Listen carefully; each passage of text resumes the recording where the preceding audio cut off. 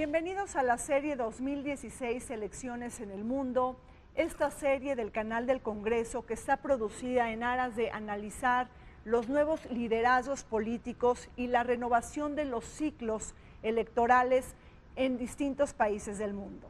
En esta ocasión estamos organizando esta mesa de reflexión sobre elecciones en Filipinas que tendrán lugar el 9 de mayo. Nos acompañan dos invitados, dos expertos en estos temas. El señor Amonoy Víctor, él es encargado de negocios de la Embajada de Filipinas en México. Bienvenido. Gracias. Señor Ángelo. Así también nos acompaña la doctora María Cristina Barrón Soto. Ella es académica de la Universidad Iberoamericana y autora del libro El Galeón de Manila, un mar de historias. Bienvenida, Cristina. ¿Qué tal? Buenos días. Gracias por la invitación. Filipinas es un archipiélago conformado por más de 7,000 islas. Se trata de un país atractivo para las consignas geopolíticas y estratégicas de los poderes centrales. Ahí estuvo el dominio de España, de Estados Unidos, la ocupación japonesa y una independencia que llega tarde hasta después del fin de la Segunda Guerra Mundial. Filipinas ha tenido una política convulsa. Sobre todo hay algunas claves que están relacionadas con los rebeldes, con insurgencias militares y también grupos separatistas musulmanes en Mindanao. Cristina, empezamos contigo. Antes de iniciar esta reflexión sobre las elecciones en Filipinas, ¿nos pudieras compartir con la gente que nos acompaña por el canal del Congreso sobre las particularidades históricas de este país? ¿Qué hacen ser a Filipinas ser este país? ¿Y qué cuestiones ilustrativas nos pueden ayudar a entender su proceso electoral? Bueno, mira, efectivamente Filipinas es un país que se ubica en el sureste asiático, es un archipiélago de 7,000 islas y más, ¿verdad? Y efectivamente hay una singularidad muy importante en el caso de Filipinas con respecto al resto de los países del sureste asiático y de la región de Asia-Pacífico, que es justamente su identidad cultural, digámosle, occidental, por un pasado hispano de más de 300 años y luego por un gobierno norteamericano de 46 años más. Eso le da una identidad muy occidental en su cultura, en su manera de, pues obviamente, de aproximarse al mundo y además estuvo ocupada por Japón, ¿no? Bueno, en la Segunda Guerra tiene una época de ocupación de 1941 al 45, una ocupación japonesa que verdaderamente fue pues muy violenta, ¿verdad? El pueblo filipino sufrió mucho con esta ocupación japonesa, ¿verdad? Pero sí, lo que yo creo que lo distingue de manera muy importante a Filipinas es justamente esta identidad católica por excelencia, cristiana por excelencia, ¿verdad? Un tanto o muy occidental. De hecho, yo tengo un artículo publicado ya el título de este artículo es Filipinas, un país latinoamericano en el sureste asiático, ¿no? Qué interesante. Sí, o sea, sí hay un vínculo muy fuerte con América Latina en términos de identidad, y particularmente de México, ¿no?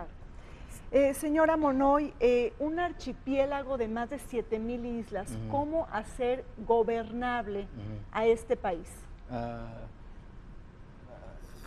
Tenemos un gobierno que es presidencial, basado en la capital, en Manila, pero tiene poderes muy fuertes y puede comunicar con cada diferentes puntos en el archipiélago. En adición, mis compatriotas, como sus comportaciones, son pueblos amables, hospitalarios y desea solo common welfare o de todos la gente. La mancomunidad, ¿no? Sí, de naciones. Sí, sí. Ahora, ellos están muy familiarizados con su insularidad, es su realidad, ¿no? Claro. Y siempre se han distinguido por ser excelentes navegantes.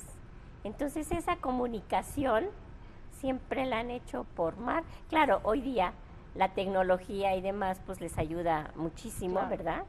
Oye, y pero políticamente, ¿cómo están organizados, no? ¿Cómo agrupar a 7,000 islas en diferentes regiones? Tengo entendido que hay 3 regiones principales.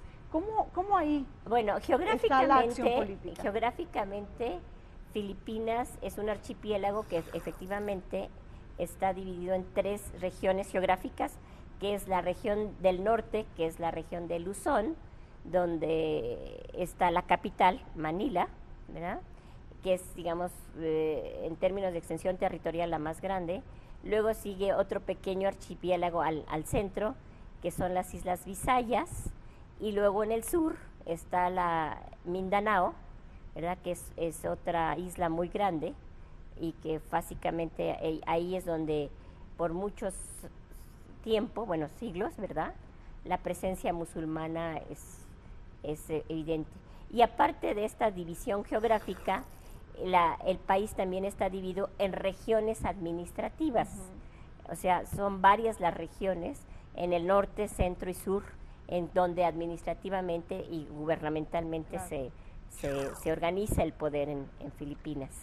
Ahora, señora Monoy, Cristina nos habla de la cuestión musulmana en Filipinas, que están en la región de Mindanao, que hay fuerzas y grupos separatistas que quieren instaurar un Estado islámico. ¿Nos puede comentar sobre esto? Sí. Ahora, el actual gobierno está tratando de resolver este problema a través de negociaciones. Tenemos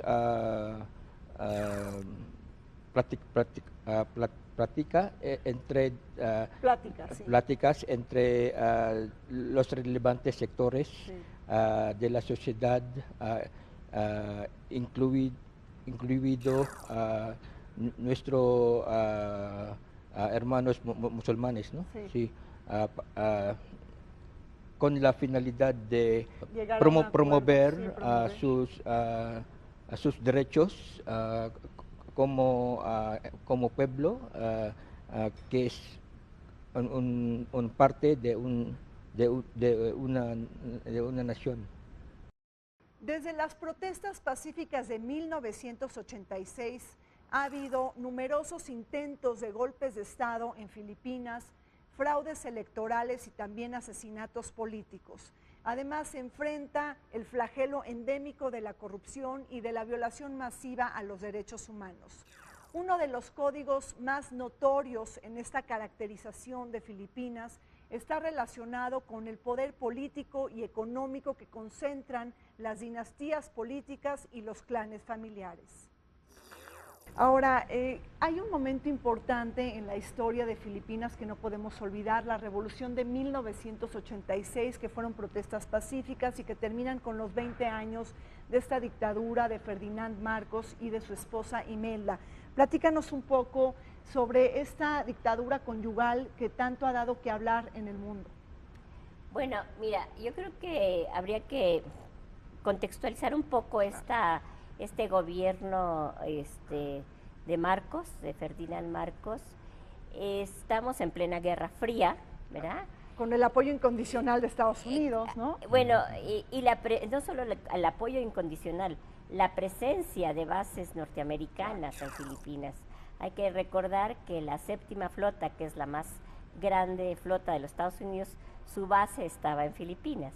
Ahora, era la lucha contra el comunismo, la expansión del comunismo en Asia, y en Filipinas sí hay un fuerte movimiento musulmán encabezado por un grupo muy importante que es el Hupalahap, ¿verdad? Y entonces esto justifica a Marcos que pase de ser un presidente electo a establecer una ley marcial, ¿verdad? En 1972, ¿verdad? En 1972, para justamente controlar este avance del comunismo en Asia, ¿verdad? Y bueno, e indirectamente también la cuestión musulmana en el sur, que había que también organizar, bueno, detener un poco de todo este movimiento musulmán. Todo esto pues sí con el apoyo de los Estados Unidos, ¿no? Claro. Ahora tú dijiste muy bien esta pareja, o sea, no es Marcos solamente, no nada más es el presidente. Imelda, la esposa, pues siempre ha sido una figura muy importante en Filipinas, ¿sí? Y no es únicamente claro. El gobierno del presidente, pues. Imelda sigue siendo senadora de la República. Ahora ocupa el puesto de diputado en Cámara de Diputados en Filipinas. En Filipinas. Sí, sí. Y bueno, ya es una mujer mayor de edad, ¿no? Me imagino más de 80 años. Sí. Seguramente. Casi 90. Casi 90 años y ella está como diputada.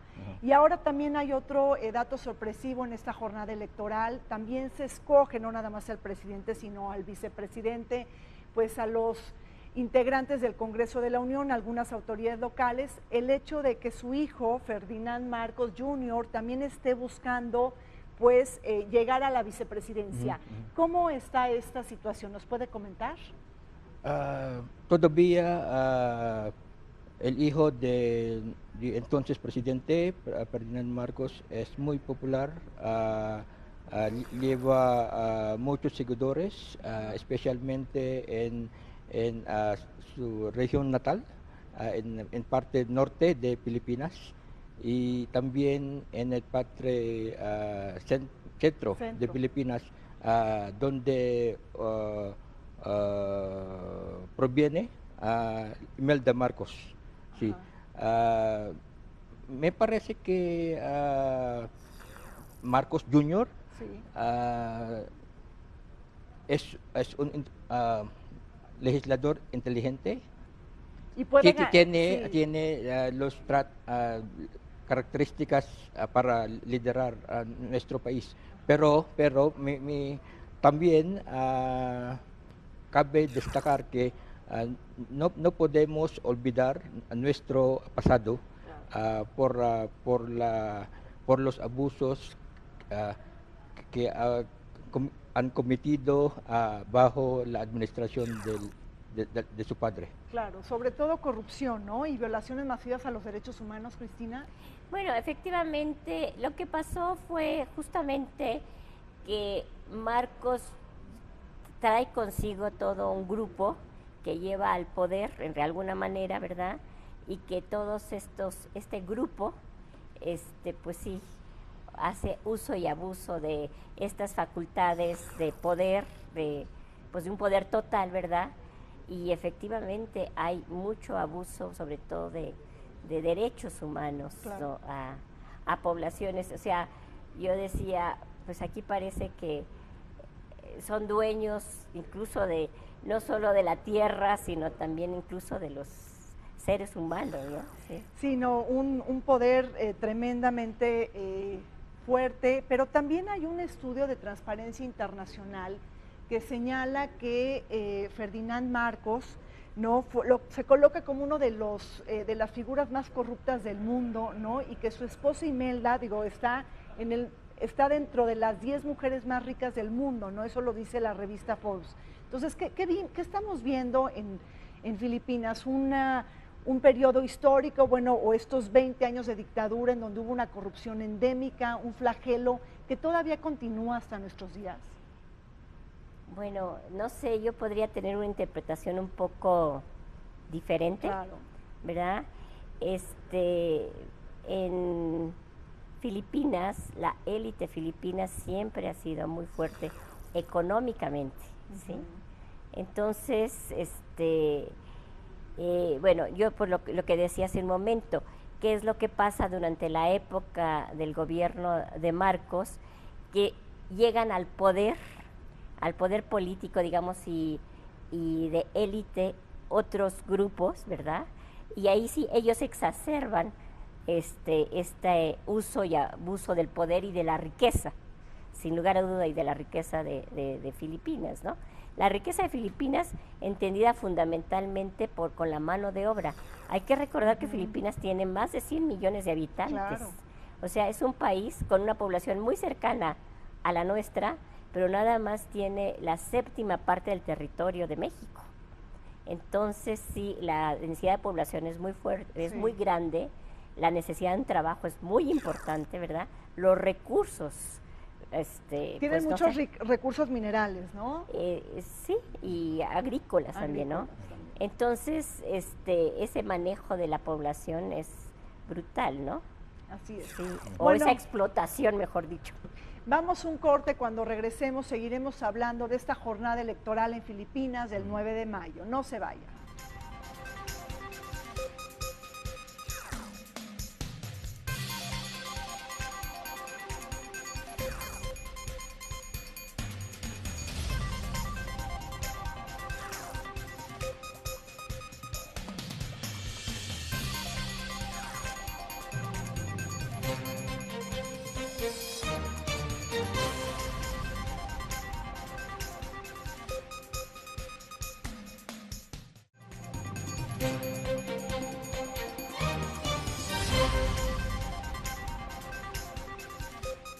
Considerado el hombre enfermo de Asia debido al flagelo de la corrupción y de la inestabilidad política, es que Filipinas ha logrado reposicionar su imagen internacional gracias al mandato del actual presidente Benigno Aquino III. En los últimos 5 años ha habido un progreso y dinamismo económico, tasas de crecimiento que superan el 5 y el 6%. Sin embargo, el reloj de su desarrollo se ha obstaculizado debido al flagelo que enfrentan ante los desastres naturales. Hay que recordar, por ejemplo, que el año pasado el Papa Francisco visitó Filipinas para reunirse con las víctimas del tifón Haiyan. Platíquenos cuáles son las bondades de su mandato, qué es lo que deja en Filipinas el mandato del señor presidente Benigno Aquino III. Bueno, me parece que su mejor contribución al progreso de Filipinas es en términos de económico, porque bajo su administración nuestro país tiene desempeño muy fuerte de la economía, ha crecido mucho nuestra economía, pero hay que destacar también que los beneficios no son iguales, ¿no? La distribución de riqueza deja mucho para desear, ¿no? Sí. Pero otra contribución mejor de la administración de presidente Aquino es en la lucha contra corrupción, porque es un tema muy fuerte de su administración a combatir actos de corrupción.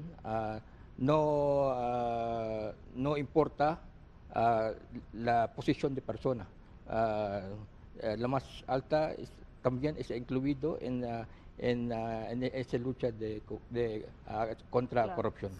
¿Estás de acuerdo, Cristina? Sí, efectivamente, o sea, es sorprendente el crecimiento económico que Filipinas ha tenido durante este régimen del señor Aquino. O sea, tiene crecimientos del 6%. Sí, claro.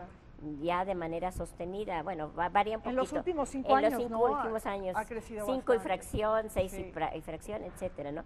Y eso es verdaderamente sorprendente. Yo, pues, con bastante frecuencia visito Filipinas por cuestiones académicas y demás, y verdaderamente el año pasado que estuve 2 veces, me llamó tanto la atención todo el desarrollo. Claro, como dice el señor Amonoy, no es una distribución equitativa, por supuesto, ¿verdad? Pero sí se ve una diferencia sustancial en este desarrollo económico, ¿no? Claro. Ahora, uno de los obstáculos al desarrollo económico en Filipinas pudiera estar relacionado con los desastres naturales. Es decir, Filipinas sufre mucho de los tifones, de los huracanes.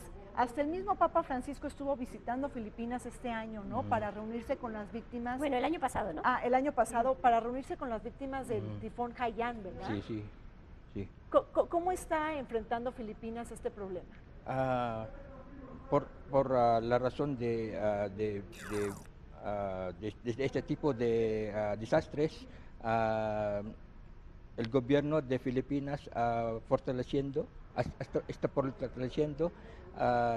el sistema para reaccionar de manera muy rápido ante la visita de estos diferentes tipos de desastres. En este área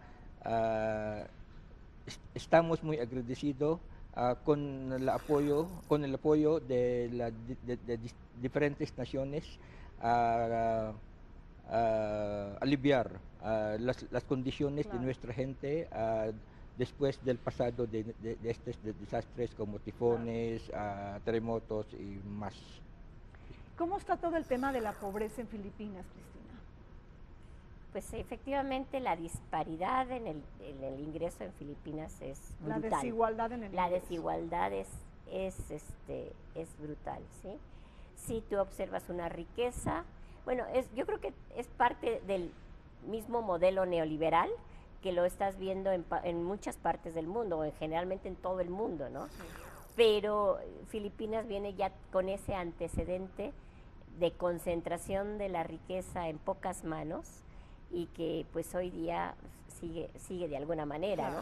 Y cuando hablas de pocas manos, ahí hay un reporte de un think tank filipino, que no recuerdo bien el nombre, pero que dice que el poder está concentrado en 178 familias y que estas 178 familias ocupan el 70 o el 80% de los asientos no sé si de la Cámara de Diputados o bien del Senado. Bueno, el Senado son más pocos, pero es increíble. Entonces, tenemos el problema de las dinastías políticas, el problema de los clanes familiares, y ¿qué ha hecho Filipinas al respecto, no? Porque se siguen presentando a las elecciones, ¿no? Pues hijos o nietos, ¿no? De los expresidentes, y seguimos viendo caras viejas, ¿no? Claro, con liderazgos renovados, ¿no? Bueno, pero yo creo que hay que tomar en consideración, eso es muy cierto, ¿no? Por ejemplo, la expresidenta Gloria Macapagal, pues era hija de Diosdado Macapagal, ¿verdad? Claro. Manuel Rojas es nieto del primer presidente de Filipinas, claro. Manuel Rojas, ¿no? Claro. Entonces sí, efectivamente son dinastías que yo no diría que particularmente se observan en el caso de Filipinas, pero que sí es muy notorio en el caso de Filipinas, ¿no? Claro. Y ahora hay una cosa importante. En Filipinas son más importantes son las personas que el partido. Que los partidos políticos. Los partidos políticos no tienen la fuerza que tienen aquí los partidos. Allá más bien son las personas. Y son personas que efectivamente son conocidas por el abuelo, por el padre, en fin. Sí, efectivamente es muy cierto eso, ¿no? Me permito agregar que bajo la administración del presidente Aquino, en nuestro Congreso hay propuestas, hay proyectos de ley para combatir concentración de poder en solo algunas familias, ¿no? Tenemos, como se dice, anti-dynasty law. Una ley antidinástica. Antidinástica, estamos promoviendo para resolver este problema. En las elecciones del 9 de mayo participan 5 contendientes para la carrera presidencial. Ahí está el oficialista Mar Rojas del Partido Liberal, así también como Yeyomar Binay, el vicepresidente que pertenece a la Alianza Nacionalista Unida. Y es que en esta contienda hay otros liderazgos que han llamado mucho la atención, sobre todo liderazgos femeninos. Ahí está Miriam Santiago, con una enorme experiencia política y capacidad intelectual, así como Grace Poe, quien enfrentó problemas debido a su residencia estadounidense, pero que finalmente hubo un fallo a su favor por parte de la justicia en Filipinas para presentarse como candidata a estas elecciones. ¿Cómo estamos viendo la matemática electoral? Ahora está el principal contendiente del partido oficialista, ¿no? El Partido Liberal, Manuel Rojas, y también se está enfrentando al vicepresidente Yeyomar Binay. ¿Ahí cómo está el juego de las fuerzas políticas? Es verdad que el señor Rojas es el candidato oficialista, y Yeyomar Binay es su, ¿cómo se dice? Vicepresidente, ¿no? Sí, vicepresidente, uno de los más contundentes candidatos en nuestra elección. Pero ahora, ¿qué está pasando? Hay algunos candidatos que suben más en las encuestas. Sí.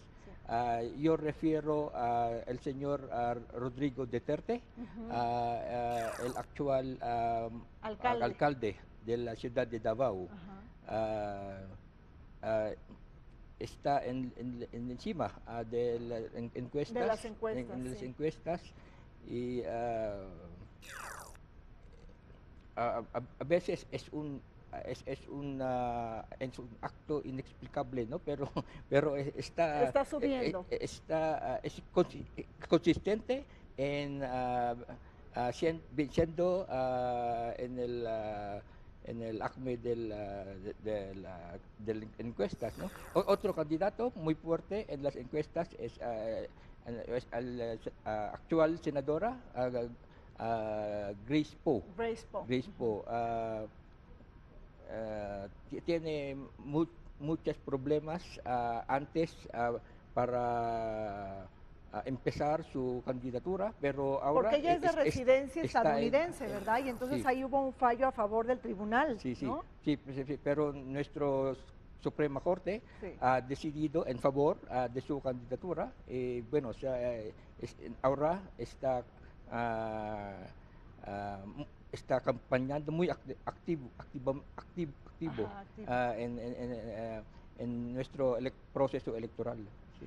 A ver, Cristina, ¿cómo vemos toda la parte de las mujeres en Filipinas, este matriarcado? Y bueno, ahorita hay dos candidatas, ¿no? Está por un lado Miriam Santiago y por otro lado, así como lo dijo el señor Amonoy, Grace Poe. Bueno, mira, yo creo que Filipinas es de los pocos países a nivel mundial que existe un matriarcado, ¿sí? Es algo tradicional, históricamente, o sea, si tú estudias un poco más desde la antropología, podrías ver justamente esta presencia, esta fuerza que tiene la mujer en Filipinas. Incluso cuando llegaron los primeros misioneros y españoles hispanos a Filipinas, se encontraron con este matriarcado, ¿verdad? Incluso Felipe II tuvo que dar una ley en favor de los hombres, diciendo que la dote que los hombres otorgaban a las mujeres era una forma de explotación y que entonces debía acabarse ese sistema de dote de hombre hacia la mujer, no al revés, ¿verdad? Entonces, pues, curiosamente, ¿no? Si la dote es de la mujer hacia el hombre, no hay problema. Si era al revés, pues hubo que legislar en contra de ello, ¿no? Entonces, sí, la presencia de la mujer en Filipinas es histórica, es, pues, cultural, ¿verdad? Entonces, no es nada improbable que otra mujer vuelva a gobernar Filipinas. Tenemos realmente, pues, poco tiempo, de 1946 para acá, ¿verdad? Y tenemos dos mujeres muy importantes que han estado al frente de Filipinas. Sin lugar a duda, la señora Corazón Aquino hizo un cambio fundamental, justamente regresa a la democracia a Filipinas, hace una nueva constitución y demás. Y Gloria Macapagal, pues también recordemos que estuvo un buen tiempo en el poder, ¿no? Ahora, Miriam Santiago, ¿no? Es También una figura importante, al parecer tiene enorme experiencia en diferentes ramas del gobierno, ha estado trabajando en el Poder Ejecutivo, en el Legislativo, en el Judicial y hasta fue jueza, ¿no?, de la Corte Penal Internacional. Ajá. Un liderazgo importante. ¿Cómo ve usted a Miriam Duterte, a Miriam Santiago, sobre todo porque tiene problemas de salud, ¿no? Sí, sí.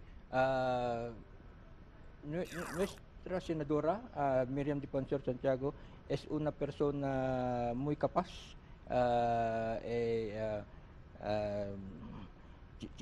Tiene la gente en su corazón es una figura en nuestra política que es muy fuerte en el área del combate de corrupción. No, pero como se dice, tiene problemas de salud, ¿no? Y por eso tiene dificultad en siguiendo su campaña. Claro. En nuestro actual proceso de electoral. Y bueno, platícame, Cristina, de Grace Poe, ¿no? Tiene ahí una historia pues muy interesante, digo, para la gente que nos acompaña al canal del Congreso, decir que ella fue abandonada por sus padres en una iglesia, ¿no?, cuando era bebé, y fue recogida por un cineasta, ¿no?, un famoso actor de cine. Sí, que la adopta, ¿no? Que la adopta, ¿no? Y que, bueno, el papá también buscó la presidencia, ¿no?, en algún momento en Filipinas. Entonces, ¿cómo sube o cómo escala Grace Poe, que ha sido una de las principales sorpresas de la contienda? Bueno, particularmente de ella, así, bueno, yo tengo los datos así también generales, ¿verdad?, de que pues es una niña que queda abandonada y adoptada además, pero que también reside algún tiempo en los Estados Unidos y tiene pues efectivamente también la cuestión de esta residencia en Estados Unidos, ¿no? Y eso ha sido un problema, bueno, un pequeño hándicap, ¿verdad?, para poder entrar directamente a la candidatura, ¿no? Ahora, señor Amonoy, tenemos ahora prácticamente una contienda muy competida, ¿no? Está en las encuestas Roberto Duterte, también está Grace Poe y también está Yeyomar Binay, ¿no?, el vicepresidente.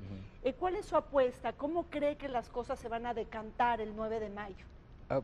Bueno, como un funcionario del gobierno de Filipinas, sí, claro, tenemos una prohibición saber expresar, claro, nuestra opinión político contra o en favor de cualquier candidato, ¿no? Pero es una contienda muy competida, ¿no? Sí, sí. Sí, tiene razón y de acuerdo con su punto de vista, ¿no? Basado en los resultados de últimas encuestas, ¿no? Como yo digo, tiene buenos desempeños. Sí. Son 2 o 3 personas en el nivel de candidatura para presidente, ¿no?, como Rodrigo Duterte y Grace Poe y Yeyomar Binay, ¿no? Entonces los 3 están, ¿no?, luchando, sí, ahí en la cima para poder ser presidente. Sí, y quiero expresar también en el nivel de candidatura, sí, para vicepresidente, los candidatos que están muy fuertes son el candidato de la administración, que es una mujer, Robredo, señora Robredo. Es muy fuerte en las encuestas también, igual que Bongbong Marcos, sí, y me parece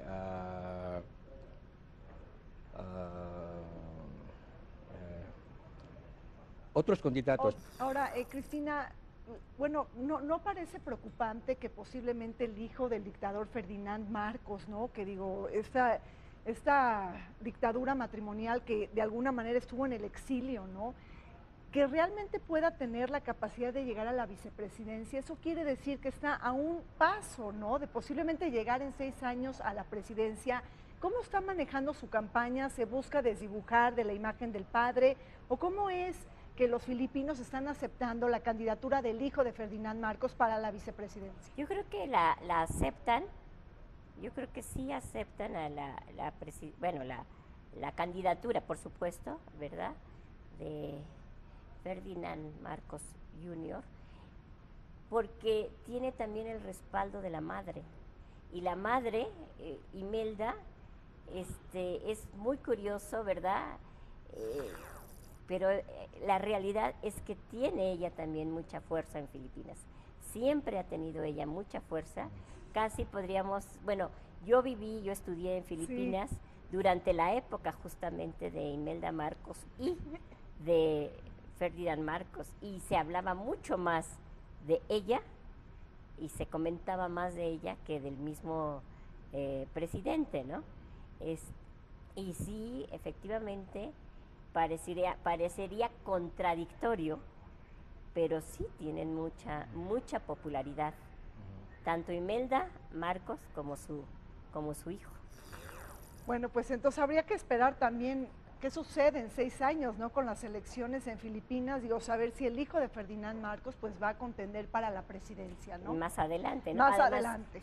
Pues sí, todavía es una persona joven, ¿no? Así que... Es una persona joven y sobre todo tiene apoyo, ¿no?, de los jóvenes, ¿no? Digo, aquellas personas que no supieron lo que pasó entre 1965 y 1986, ¿no?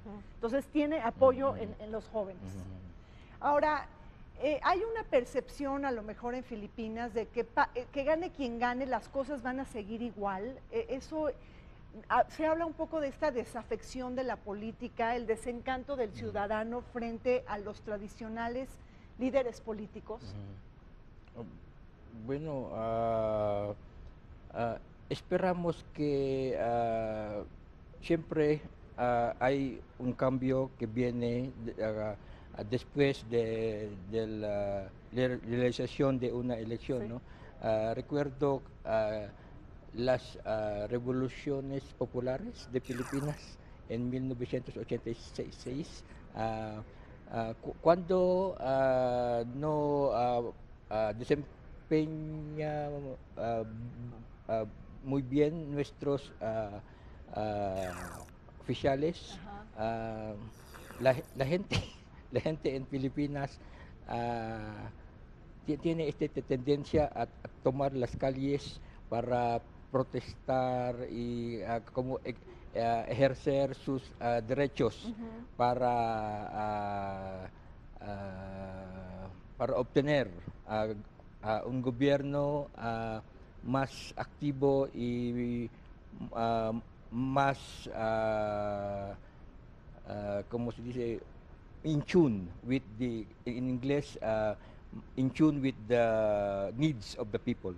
Sí, digo, más conectado con las necesidades de la población. Yo podría agregar que efectivamente la población filipina es una población muy politizada. Sí, interesante. Sí, no es que las cosas pasen y se acabó, ¿no? Y no. O sea, la participación es alta. La participación es alta, no se dejan pasar tan fácilmente las cosas. Bueno, pues vamos a un corte. Cuando regresemos, algunas claves de la política exterior en Filipinas. Seguimos con esta mesa de debate sobre lo que está pasando en este país justamente cuando se van a celebrar elecciones. Volvemos.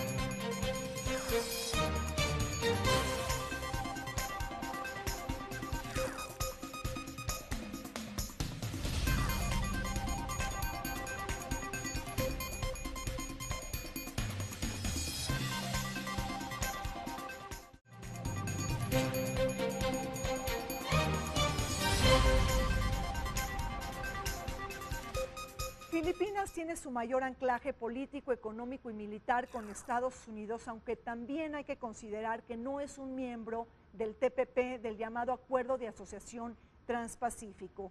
Con Washington hay relaciones muy cercanas en materia de cooperación militar en aras de expandir la capacidad de Filipinas en temas de seguridad nacional.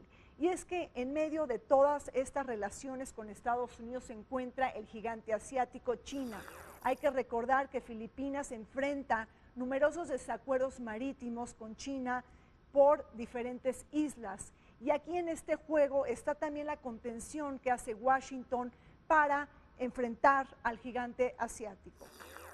Platícanos de esta relación histórica con Estados Unidos que ha tenido pues muchos altibajos, ¿no, Cristina? Mira, yo creo que así como Porfirio Díaz decía, tan lejos de Dios y tan cerca de los Estados Unidos, para China podríamos para Filipinas podríamos utilizar la misma frase, ¿verdad? Que es tan cerca de China, ¿sí? Esa es la razón fundamental por la ocupación o el establecimiento de la soberanía hispana en Filipinas, su cercanía al mercado chino. Y después, justamente la presencia norteamericana en Filipinas obedece también a la misma razón. ¿Sí? A contener geopolíticamente a China, ¿no? Sí, claro. Justamente, ¿no? O sea, Filipinas es el país más cercano a China, en donde la presencia norteamericana pues estuvo ahí por 46 años originalmente, en una asimilación benevolente y después con bases militares y bueno, y ahora con asistencia. ¿Siguen adelante las bases militares? No, las bases o ya no? se retiraron en 1991. Con el Partido Liberal, ¿verdad? Sí, efectivamente, pero bueno, la presencia norteamericana pues sigue en Asia, sin lugar a duda.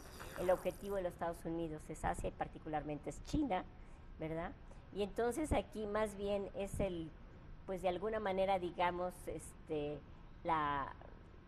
el conflicto, por decirlo así, usar la palabra, entre China y los Estados Unidos, en donde Filipinas está, pues de alguna manera... En medio. Claro. ¿Verdad?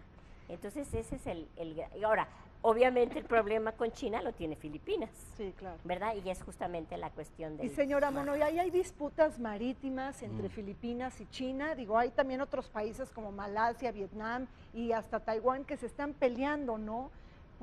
Con China por diferentes islas, ¿no? Sí. En este caso, nuestra posición es para resolver estas disputas de manera muy pacífica a través de la aplicación de leyes internacionales y los organismos y órganos también de Naciones Unidas donde podemos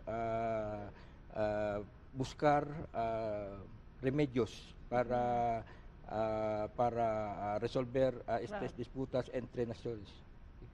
Y ahora, interesante esto que nos dices, Cristina, de la parte de Estados Unidos, pero Filipinas no forma parte del TPP, ¿no? Del Acuerdo de Asociación Transpacífico. No, hasta ahora no, pero por otro lado tenemos que tiene un rol central en la ASEAN, ¿no? En esta Asociación de Naciones del Sudeste Asiático.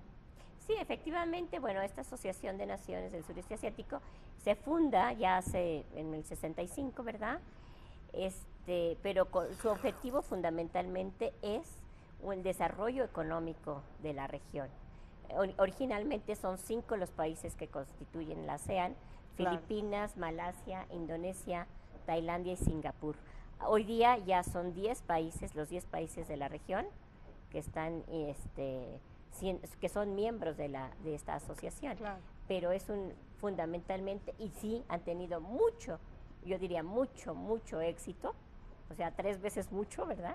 Han tenido mucho éxito este desarrollo económico que todos estos países del sureste asiático tienen gracias en gran medida a esta asociación, pero es una asociación eminentemente económica, ¿no? Me permito agregar que este año comienza la comunidad económica entre las naciones de este grupo de ASEAN, con la finalidad de fomentar el libre comercio, con tarifas menos, aranceles menos de 5%, ¿no?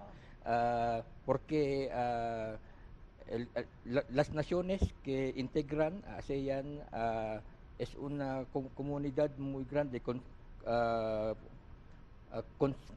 contienen más de 600 millones de habitantes y tiene muchos comercios entre estas naciones. Ahora, otro dato que se me hace interesante de Filipinas es que es un aliado extra OTAN, o sea que esto nos habla, ¿no?, de la importancia de Filipinas en cuestiones geopolíticas y estratégicas. Bueno, mira, de hecho, durante plena Guerra Fría, durante plena Guerra de Vietnam, se funda la SEATO, ¿sí? Que es, digamos, una especie de OTAN, ¿verdad?, en el sureste asiático, pero no tuvo mayor éxito, pero justamente pues claro, sus fines eran más militares que sin lugar a duda, ¿no? De hecho, de la SEATO surge en cierta medida ASEAN, pero ya con un enfoque distinto. Más económico, ¿no? Mucho más económico, claro, sí. Y bueno, pues ya unas últimas reflexiones sobre cómo están viendo las relaciones entre México y Filipinas, señora Monroy. Desde la formalización de relaciones bilaterales entre nuestras naciones, México y Filipinas, desde abril de 1953, nuestras relaciones creciendo mucho, siguiendo este sendero de mejoramiento en sus relaciones bilaterales. Desde 1953 contamos al menos 8 acuerdos en términos de en áreas de económico, cooperación en el áreas de económico, cultural, en consulares, en cooperación de consulares y mucho más. Y ha creciendo mucho con la visita del el presidente Enrique Peña Nieto en el marco de la APEC. Cuando firmamos al menos 3 acuerdos para fomentar nuestras cooperaciones en las áreas de económico, turismo y en la lucha contra narcotráfico. Claro. Sí. Ahora, Cristina, me llama la atención lo que dijiste, creo que al principio del programa, que Filipinas tiene esta identidad latinoamericana, por supuesto, tanto México como Filipinas formaron parte de la Nueva España, ¿no? 300 años de dominio español.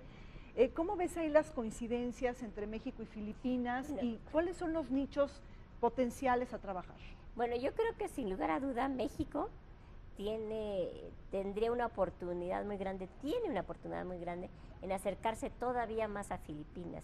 Ese pasado que compartimos durante 250 años no se olvida. La historia y el pasado nunca se olvida, siempre está ahí, ¿no? Está ahí. Y creo que México debería de hacer precisamente un acercamiento mucho mayor hacia Filipinas. Si quiere insertarse en Asia, yo creo que el mejor interlocutor es Filipinas, sin lugar a duda. Si tenemos un canal de comunicación, aunque aparentemente hablamos 2 idiomas, sí, la comunicación está ahí adentro porque compartimos una identidad y eso no se puede borrar, ¿no? Entonces México se puede acercar a otros países asiáticos por medio de Filipinas porque no es necesariamente fácil negociar dadas las diferencias culturales con China, con Japón, ¿verdad?, con los vecinos de Tailandia, Malasia, que Filipinas, por supuesto que lo sabe, porque está ahí, ¿no? No, y aquí interesantísimo. Y para nosotros sería eso excelente, claro, ¿no? Interesantísimo el papel de la cultura, ¿no?, en el acercamiento entre países, ¿no?, que ojalá y México lo sepa aprovechar para el caso de Filipinas. Sí, sí. Hay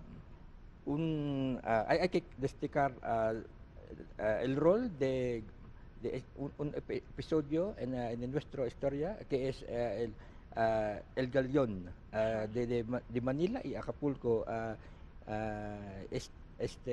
suceso como inicia la más cerca relación entre México y Filipinas hace muchos dos siglos, ¿no? Y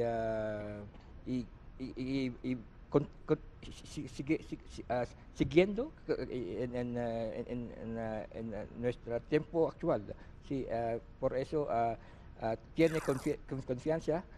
tengo confianza que esta relación va a continuar mejorando en el futuro. Sí, es el galeón Manila-Acapulco, no es la nao de China, eso no existe ni nunca existió, ¿verdad? Y además tú tienes un libro al respecto, bueno, ¿no, Cristina?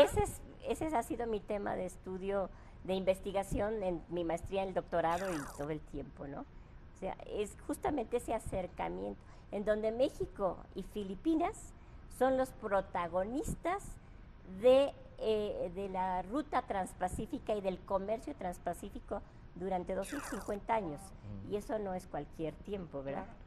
Bueno, pues muy agradecida con el señor Amonoy por haber participado con nosotros en este programa, al igual que la doctora María Cristina Barrón Soto. Pues bueno, fue muy agradable haber estado con ustedes, con sus comentarios, nos dejan tarea para reflexionar y sobre todo una invitación abierta para que los ciudadanos mexicanos conozcamos un poquito más de lo que está pasando en el sudeste asiático. Ahí justamente está el epicentro del dinamismo económico en el siglo XXI y bueno, los invitamos a estar más pendiente de lo que está sucediendo en Filipinas. No olvidemos que se celebran elecciones el 9 de mayo. Zorrina Musali, muchísimas gracias.